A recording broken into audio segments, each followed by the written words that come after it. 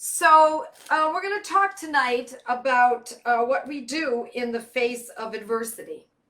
And I'm going to talk about a homeopathic medicine that we've discussed long ago, but I thought it's worth bringing up again because it's something, excuse me, that is that I want to put succinctly the homeopathic medicines one after another that could be useful for those who are suffering from anxiety and worry and health concerns.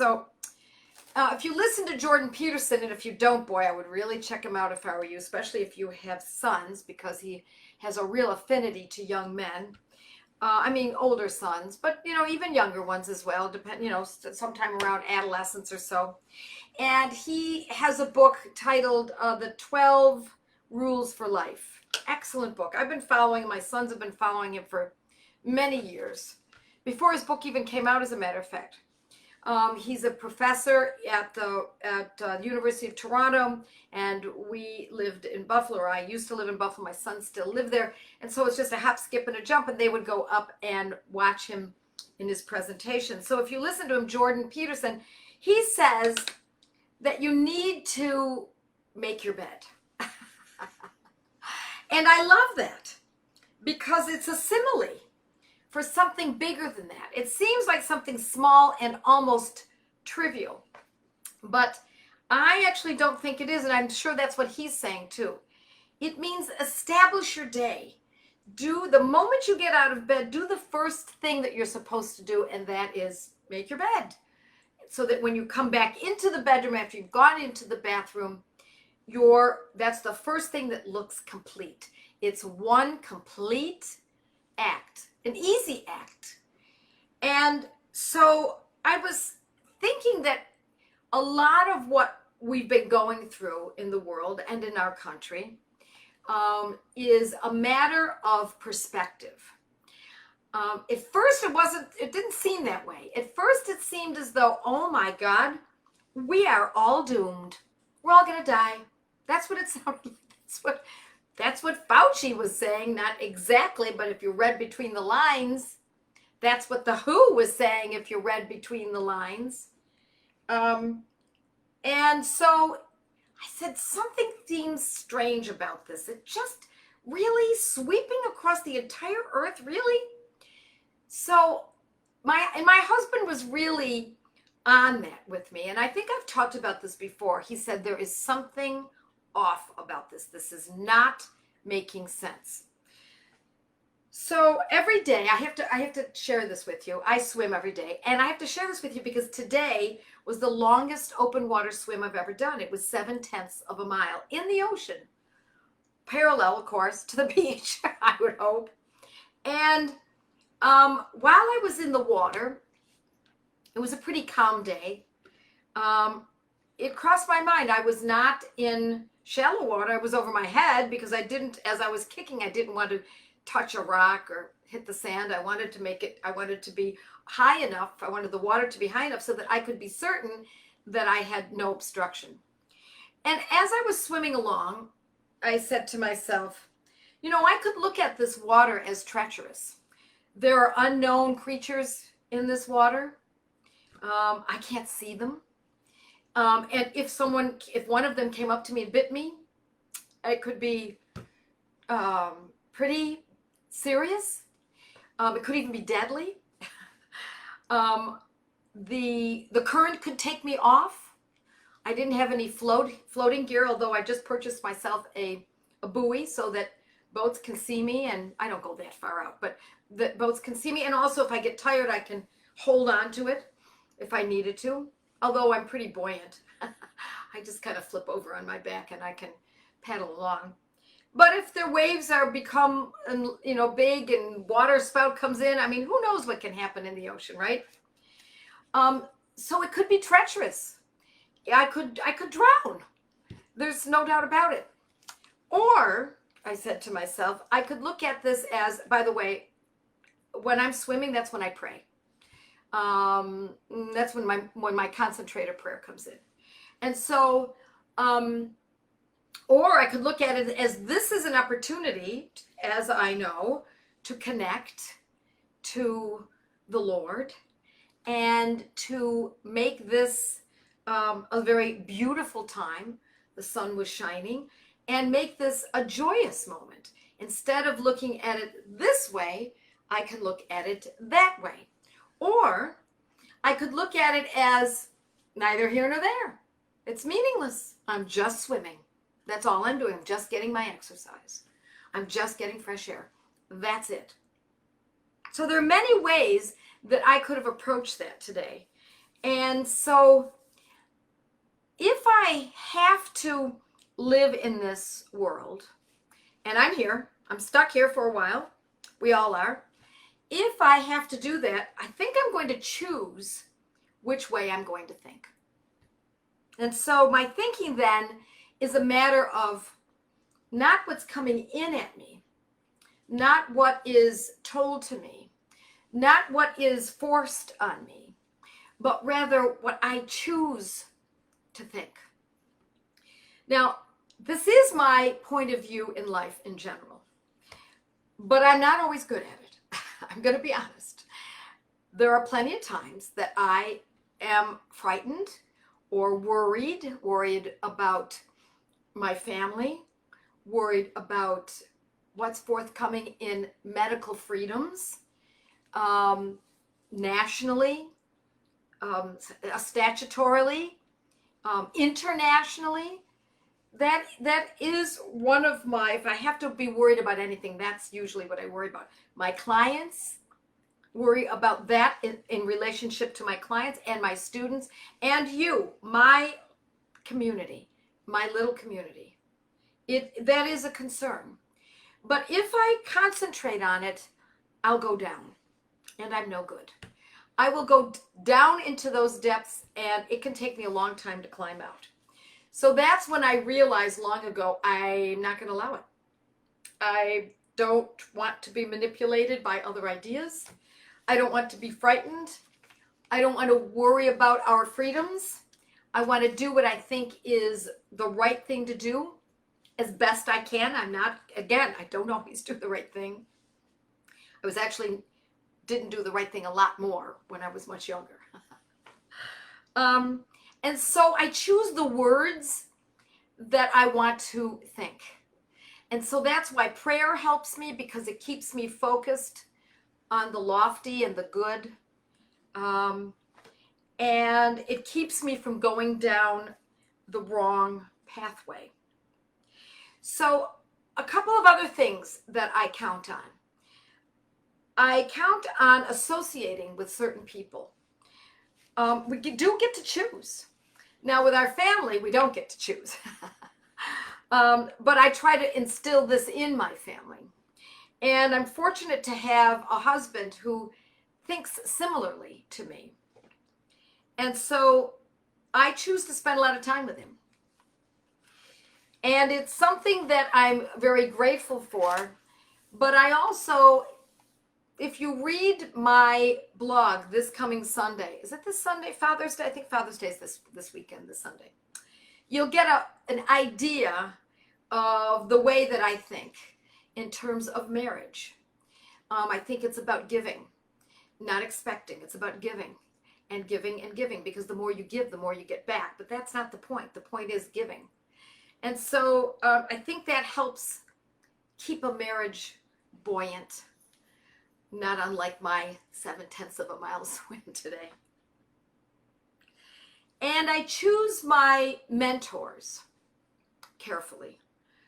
When I had worked as a homeopath, as a classical homeopath, full time for about 15 years, and was becoming increasingly disappointed in the results. Not only my results, but even the results of my colleagues, because I would meet with them. I would go to another teacher, study under Dr. Ramakrishnan for 5 years, study under Luke Klein for 2 years, study under Jeremy Shear for 5 years, study, etc., etc. And then after all of those were done, and I had been working full-time for those 15 years of classical homeopathy, I knew there was something else. I knew there had to be another way. My clients were teaching me this. My clients were telling me, but Joette, I've used these other 4 medicines instead of just the one you taught me, and it worked. And so can't I just use more than one medicine at a time? And I find that if I don't repeat the medicines, that I fall back. Can't I repeat the medicines more frequently? And so I had to listen. And when I did, I realized that there was another way to look at homeopathy. Classical wasn't the way that I was going to continue looking at it. And so I chose my mentor. When I met Dr. Pradeep and Prasanta Banerjee years ago, I asked if I could work with them. Essentially, I'm asking, would you allow me to work with you so that I could mentor from you? And they agreed, and I went 8 times over 7 years. I can never get that straight. It was about that. And cumulatively, it was about 1.5 years accumulation of being there, that because I spent a lot of time there. And they became my mentors. Now, Dr. Prasanta Banerjee passed away about 1 year or so ago. And but he still, in my mind, remains as a mentor.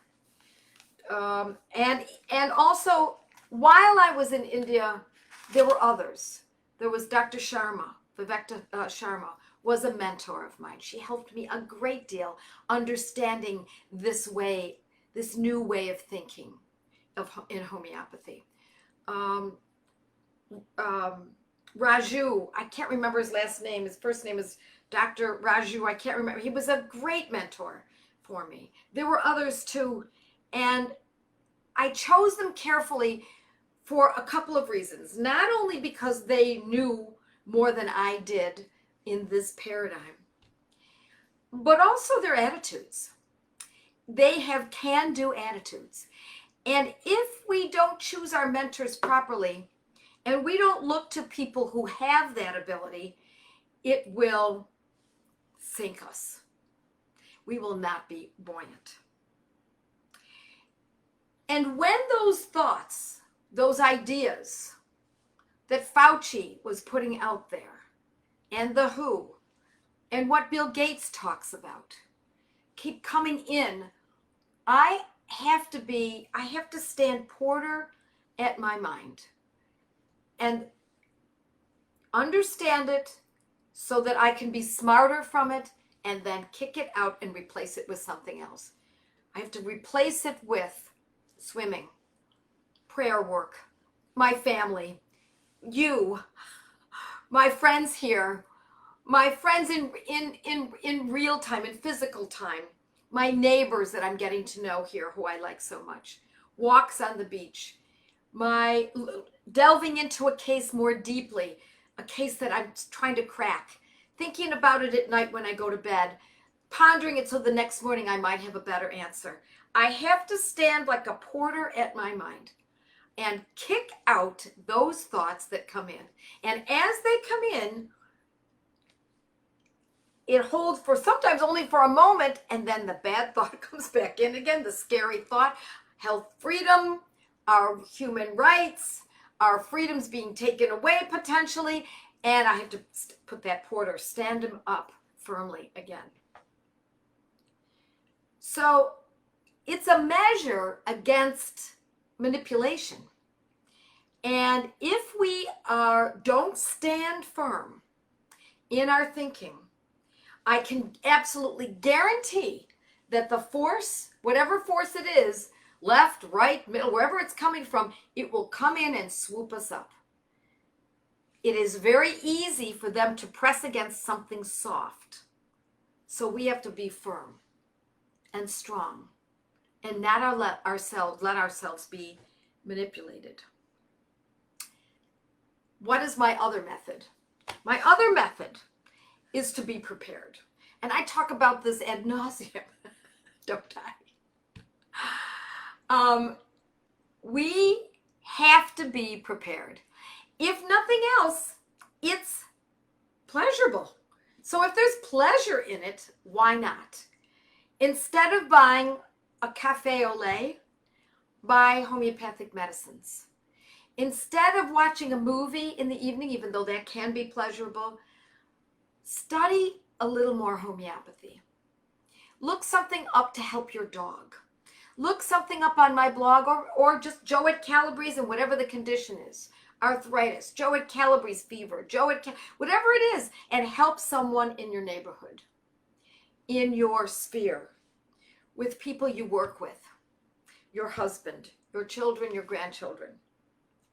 So when we're being prepared, I want to give you some medicines that I just want to make sure that I'm covering everything tonight. It's a little less extemporaneous actually tonight. The medicines that I talk about all the time, but I want to make it succinct. The medicines that we use when we start thinking, oh my gosh, there's Fauci again. Holy cow, it's the WHO again. Oh my, what did Bill Gates say? He wants everyone, the whole earth, to be vaccinated with what he thinks is COVID vaccine. Okay, step back. What are my medicines?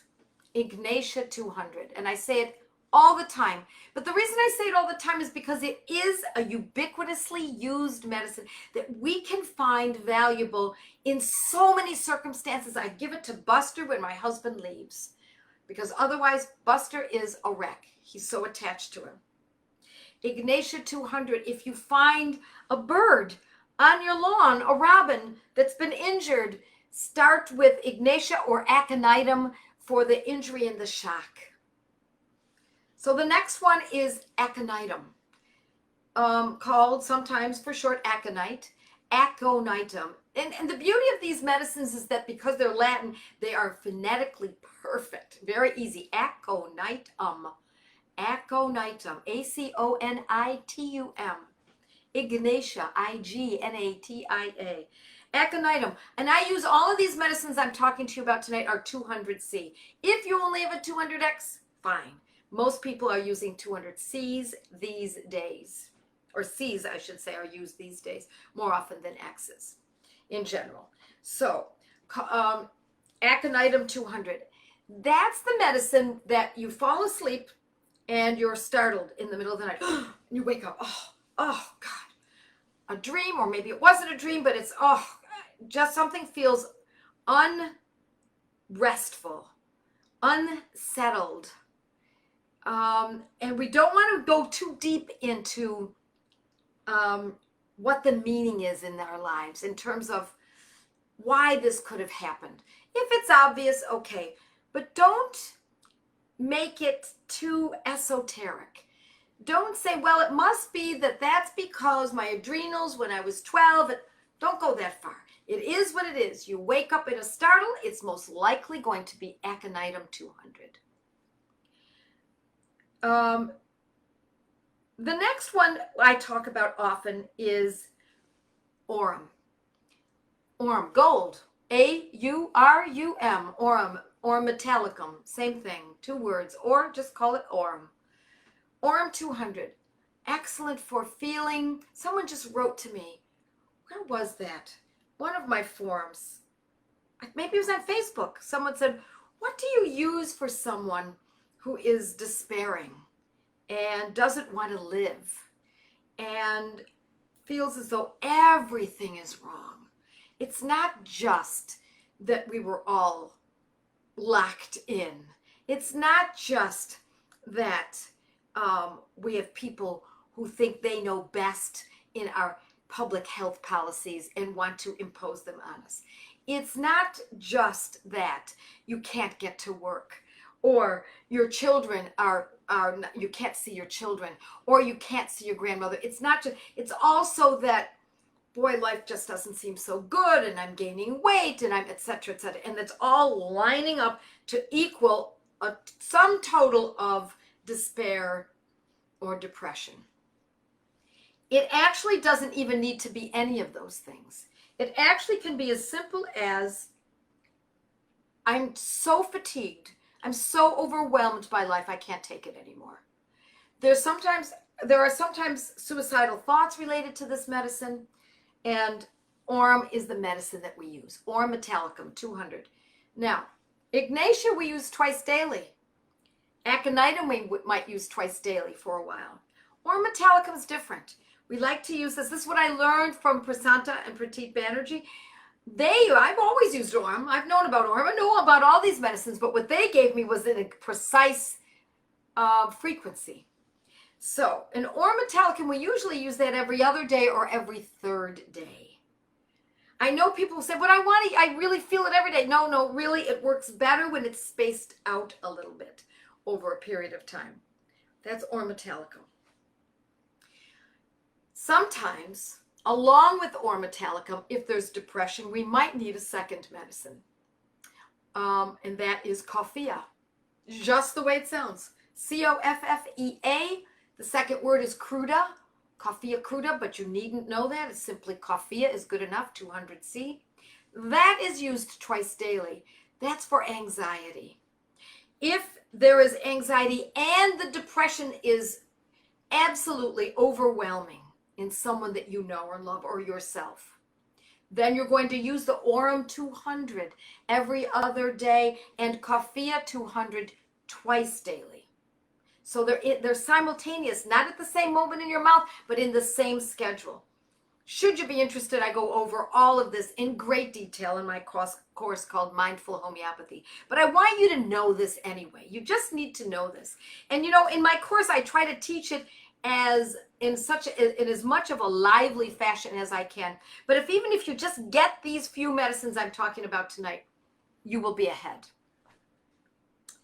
Okay.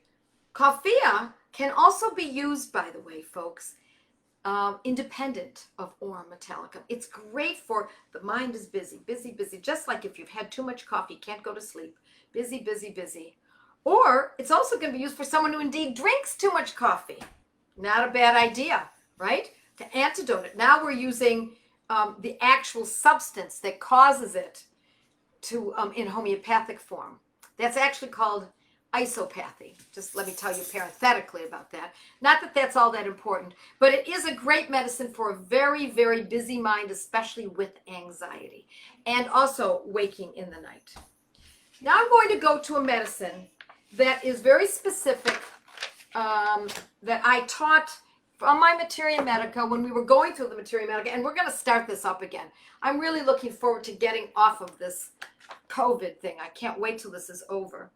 Of course, Bill Gates and Tony Fauci predict that there will be another run of this in the fall. Interesting that someone can predict that so accurately and yet so inaccurately through all of these months as well. But at any rate, excuse me for showing my true colors. In my Materia Medica, I talk about Argentum nitricum, and we already talked about that quite some time ago. And that's the medicine I want to talk about tonight, because it's part of this symphony of medicines that can be used for worry and angst. Yes, I worry about this world, says Monica. I think of the encouraging scripture at Jeremiah. It puts it all in perspective. Yes. Hi from Maine, just started your mindful course, and thank you for expanding my knowledge. Homeopathy is amazing. You're absolutely right. Okay, let's go back to Argentum nitricum. It's about, and if this doesn't suit so much of what's going on right now, I don't know what does. Anxiety, particularly about health. I see people, I walked on the beach today, and I saw two women who were sturdy and healthy looking. They were not old, 40s maybe. And as I came towards them, there were very few people on the beach. As I came towards them, they put their masks on. And then as I passed them, I turned around, and later on they took the masks off. And I also passed them when I was swimming by. I saw them do that with someone else. They're making us nuts. I'm telling you, they're making us crazy with these masks, with this thinking. I get it if someone is old. I get it if someone is infirm. I totally get that. Then those old and infirm people need to be protected and held and taken care of.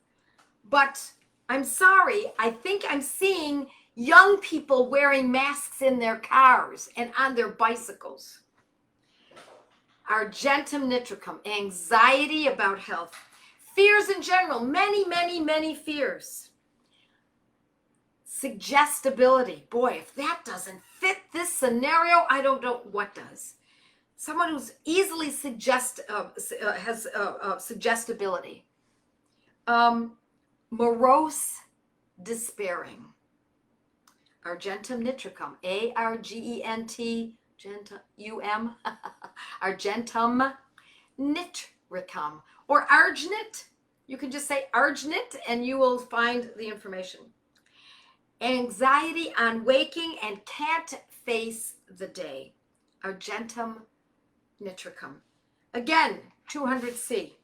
Now, I'm going to tell you that sometimes when we use these medicines, we find that we only use them for a short period of time, generally. It's not very long. We don't need to carry on forever. We want to see, and we should see a shift, often within a few days. It may not be the complete shift we want to see, but we often see it within a few days. And the shoulders drop, and if you're observing someone that you've treated with this, and you see that they are singing, or they're finding a new project to take on, or they're going outside and gardening, and etc., then you know that what you've done is correct. Then you back off from that medicine for a while. See how they do again. If it's needed again, you take it up again. I love Dale Carnegie's book. Absolutely. Don't worry, just live. I've read it several times. We do have to read these things several times. We do. So a part of my message also is just because you know the medicine, folks, doesn't mean you administer it. Don't do that. Give it a chance. Just wait. Maybe you've got a little indigestion. Maybe you just need to think a little differently. Maybe you need to put on some upbeat music and dance for a minute.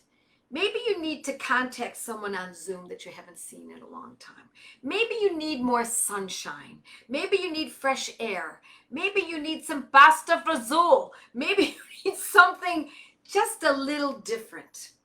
Step outside of that and don't treat just because you know the medicine. It is compelling. I totally get it. But we're always better off to que sera, sera.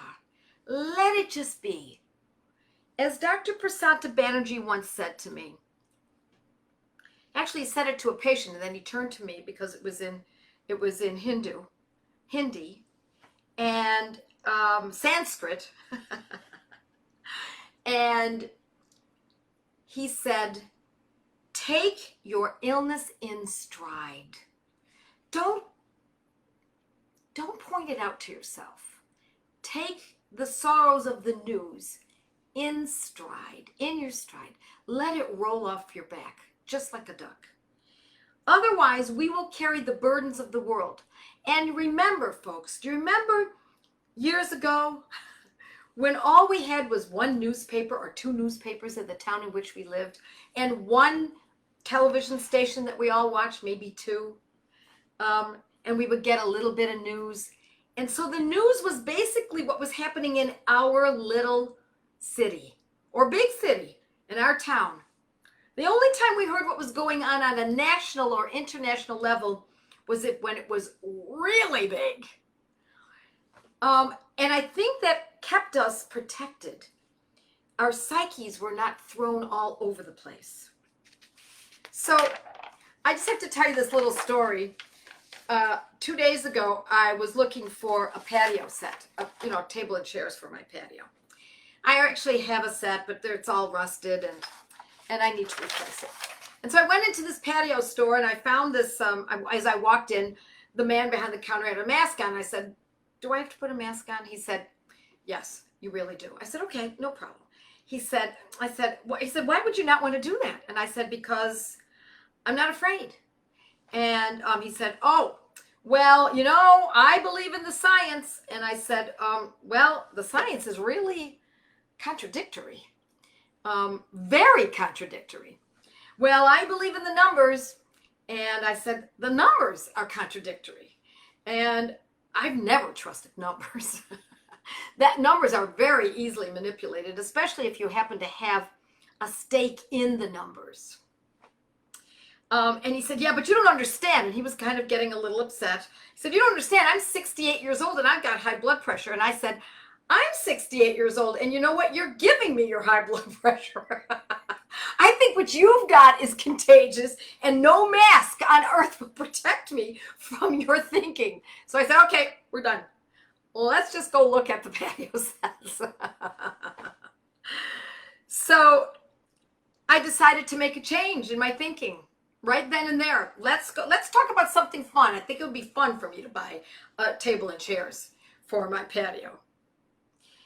So make the change. If you can pull this off, it gives you grace.